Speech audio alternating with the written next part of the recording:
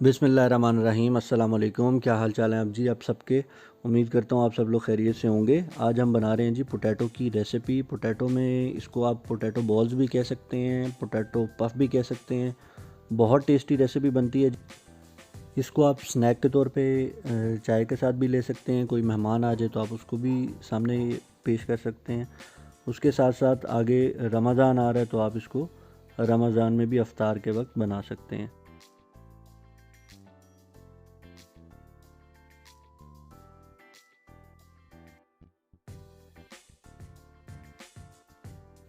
तो चलिए जी बढ़ते हैं रेसिपी की तरफ, देखते हैं इसके अंदर हम क्या क्या चीज़ें ऐड कर रहे हैं।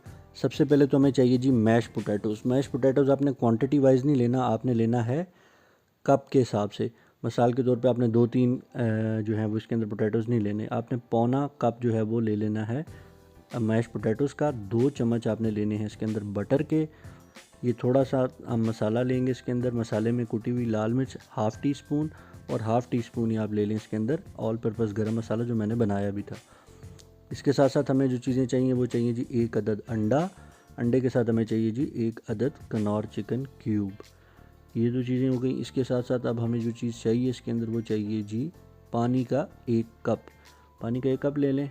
ऑल पर्पज़ जो फ्लोर है जिसको हम मैदा बोलते हैं वो हमें चाहिए जी हाफ़ कप आपने मैदा ले लेना है।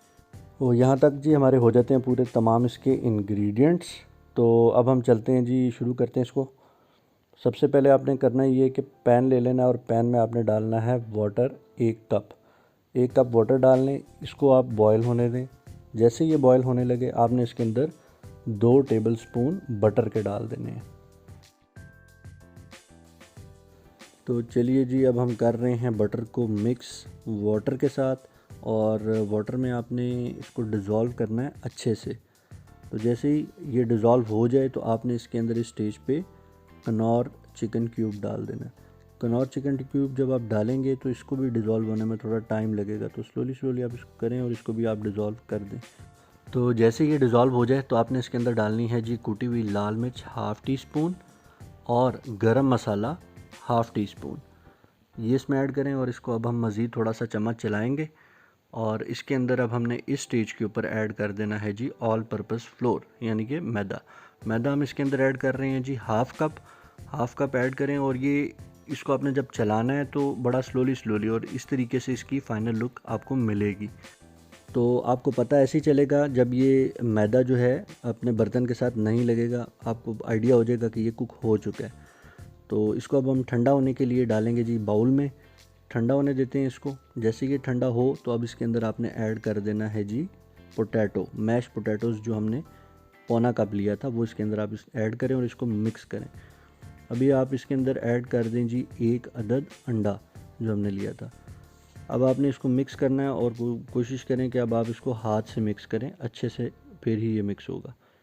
तो ये हमारी जो है इसको अपने मिक्सिंग पे थोड़ा टाइम देना है। जब ये थोड़ा सा आपकी फिंगर्स के साथ स्टिक करना शुरू कर दे तो आप समझ लें कि ये डन हो चुका है। और इसी तरीके से अब आपने करना ये कि इसको फ्राई करना है।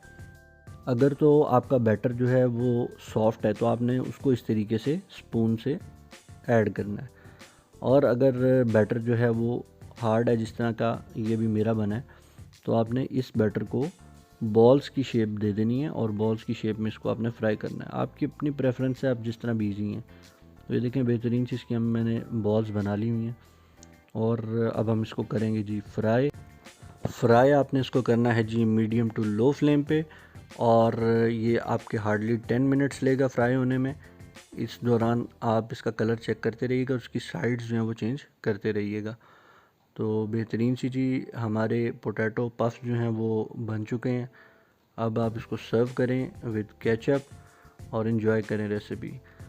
और अगर आपको ये मेरी रेसिपी पसंद आ रही है तो मेरे चैनल को सब्सक्राइब करें, वीडियो को लाइक और शेयर ज़रूर कर दीजिएगा। तो थैंक यू सो मच आप लोगों के टाइम के लिए। मिलते हैं इंशाल्लाह नेक्स्ट किसी अच्छी सी रेसिपी में। अल्लाह हाफिज़।